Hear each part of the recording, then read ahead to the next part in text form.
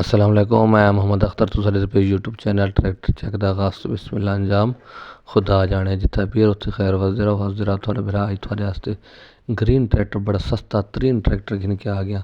तो बिल्कुल ट्रैक्टर तसली ना देखो कि टायर देख सकते, कंडीशन देख सकते, टोटल जेनवन ट्रैक्टर देख सकते, इंजन गियर इसका पूरा देख सकते। तो बाकी थोड़ा सेल्फ स्टार्ट ट्रैक्टर देख सकते, इंजन गियर सा ठीक है। ये ठीक ट्रैक्टर ठीक फर्श है। तो तुसां दुहां दी व्यू मुकम्मल करना है, अगे पिछे वीडियो नहीं करनी, सारी देखनी इंशाल्लाह तुहानू मज़ा आसी।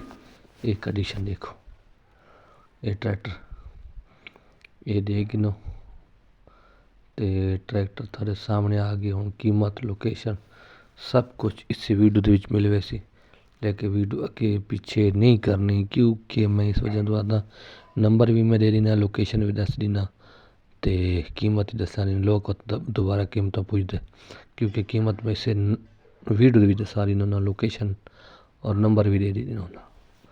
बाकी ट्रैक्टर दे गिनो तो मुकम्मल वीडियो देते पे, टायर नज़र आते पे, सब कुछ ट्रैक्टर के हर पर फिर के दिखा देता है, चेक करा देता है।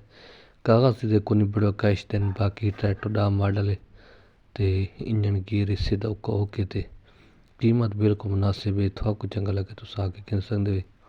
ट्रैक्टर दा model green total genuine tractor, engine gear हिस्सा ओके थे, अच्छी कंडीशन दे साफ तो सुथरा ट्रैक्टर।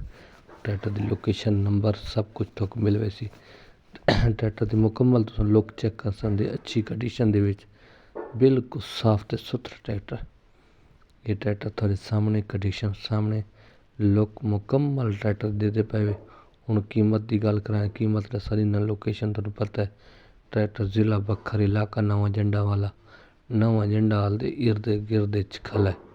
बाकी कीमत की गल करें तो इस ट्रैक्टर की डिमांड जी मालिक करें पैन फाइनल 11.5 लाख रुपया, 11.5 लाख रुपया की डिमांड है। बाकी मुहब्बत प्यार मौके पर थोड़ा बहुत किया वैसी।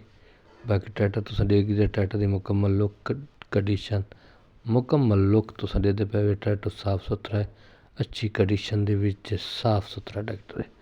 ट्रैक्टर की ये साइड भी थोक दिखा दी, दूजी साइड भी दिखा दी, ट्रैक्टर थोड़ा बैक साइड भी दिखा देना।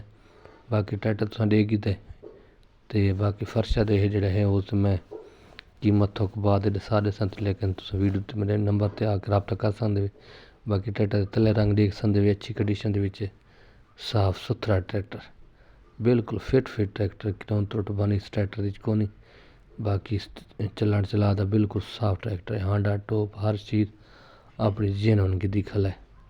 बाकी टायर दे सकें टाइमिंग तले उत्ते रंग तले सारा रंग तो चेक कर दिता है, रंग भी ठीक ही दिता है, इंजन की रिश्ते भी ठीक है। बाकी देगी ट्रैक्टर हूँ इस तो बाद तो फर्श देखने ट्रैक्टर तो तकरीबन देखते कीमत लोकेशन जी ट्रैक्टर की जिला बखर इलाका नवा जंडा वाला, नवा जंडा हाल दे हेर फेर खल है, नज़दीक खल है। बाकी ट्रैक्टर तुसा देगी तो बैक साइड छोड़ चेक करें, बैक साइड तो बाद तो लिखे फर्शा। बाकी ये देखो बैक साइड दे टायर नज़र आते पे, बॉडी गार्ड वगैरह हांडा टूप हर चीज़ आपको नज़र आती पई बिल्कुल ओके थे, अच्छी कंडीशन। इस बार फर्शा देखो, गाना सुनो।